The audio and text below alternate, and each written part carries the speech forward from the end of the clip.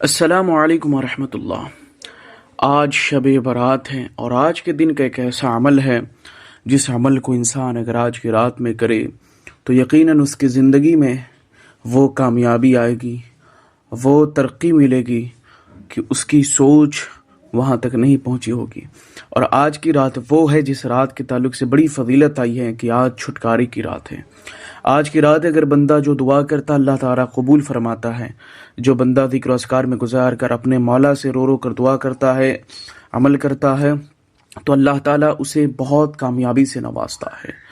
آج کی رات وہ رات ہے جس دن میں بندے کے پورے سال بھر کے نامہ اعمال تبدیل ہوتے ہیں۔ اگر آج کی رات آپ سو کر مستی میں گزارے وظائف اور عبادات کو چھوڑ کر، تو ہو سکے آپ کی زندگی میں وہ چیز آئیں جس سے آپ خوش نہ ہو، جس سے آپ کو سکون نہ ملے، جس سے آپ بے چینی اور بربادی محسوس کریں۔ تو آج کی رات کے لیے خاص عمل ہے جس عمل کو اگر آپ یا کوئی بھی شخص، خواہ وہ عورت ہو یا مرد ہو یا وہ بوڑھے ہو یا بچے ہوں، سارے لوگ کر سکتے ہیں۔ لیکن اس کے لیے ایک کنڈیشن ہے، وہ کنڈیشن آپ پہلے سن لیں۔ وہ کنڈیشن یہ ہے کہ اس عمل کو آپ عشاء بعد کھانا وغیرہ کھا کر بالکل اطمینان سے آپ کریں۔ یعنی جب آپ ذکر و اذکار کے لیے آپ مسجد جائیں یا گھر پر ذکر و اذکار کریں، عشاء بعد 10 بجے یا 11 بجے اسی وقت اس عمل کو کریں۔ اور ایک بات اس میں اور یہ ہے کہ آپ اس عمل کو 2:30 بجے رات میں کریں، یعنی رات کے تیسرے پہر میں، جسے تیسرا حصہ بولا جاتا ہے۔ اور حکمہ اور طیبہ کے مطابق رات کے تیسرے پہر جسے تیسرا حصہ بولا جاتا ہے وہ ہے تقریباً 2 بجے یا 1:40 سے 2 بجے کے درمیان، تو اس درمیان کر سکتے ہیں۔ اور آج کی رات کی بہت فضیلت آئی ہے، ہمیں بتانے کی ضرورت نہیں۔ اللہ تعالیٰ اس رات میں اپنے بندوں کو بے حساب بخشتا ہے، سوائے ان کے جو مشرک ہیں اور وہ لوگ جو دل میں بغض و کینہ لیے رہتے ہیں۔ اور عمل کا کیا طریقہ ہو وہ پہلے میں اسکرین پہ لگا دیتا ہوں۔ بہت لوگوں نے شکایت کی ہے کہ میں اسکرین پہ نہیں لگاتا، میں صرف بتاتا ہوں۔ بہت سارے ہمارے عام مسلمان بھائی سمجھ نہیں پاتے، اسکرین پہ ہم لگا دیتے، آپ دیکھیں۔ طریقہ یہ ہے کہ جب آپ کھا پی کر فارغ ہو جائیں، جب رات میں جو حصہ آپ دونوں میں سے ایک اپنے لیے چن لیں، کہ چاہے آپ 10-11 بجے کر لیں یا آپ رات کے تیسرے پہر میں، تیسرا پہر بیسٹ ہوگا آپ کے لیے۔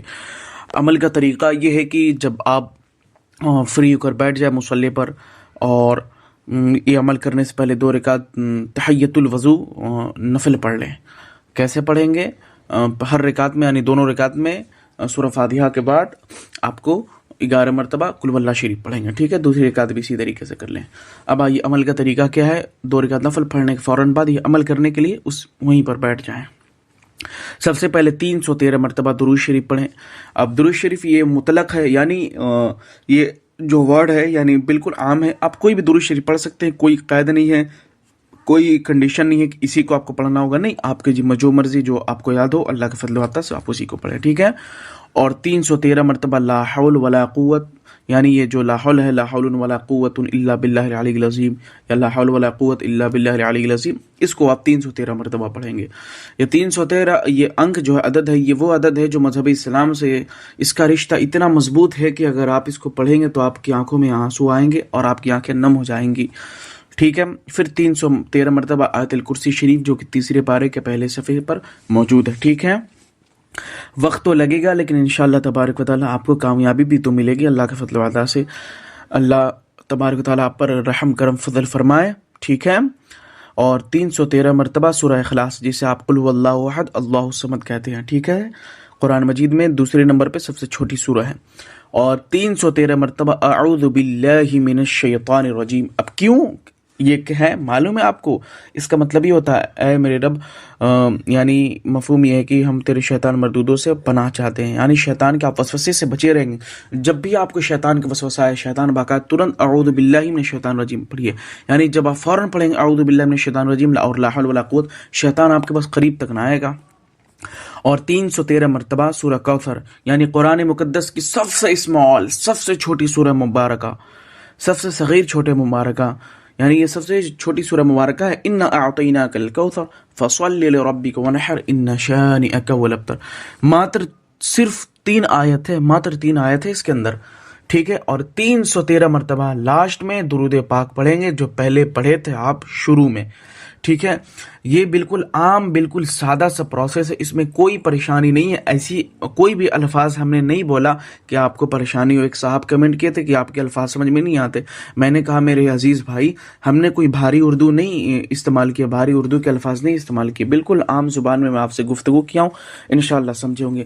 اور آج کی رات کے لیے ایک پیغام یہ ہے کہ سارے مسلمان بھائیوں سے اور بہنوں سے کہ آپ اس رات کو زبردستی جاگ کر گزاریں، یعنی عبادت و ریاضت میں، نیند آئے شیطان بہکائے بالکل نہ سوئیں۔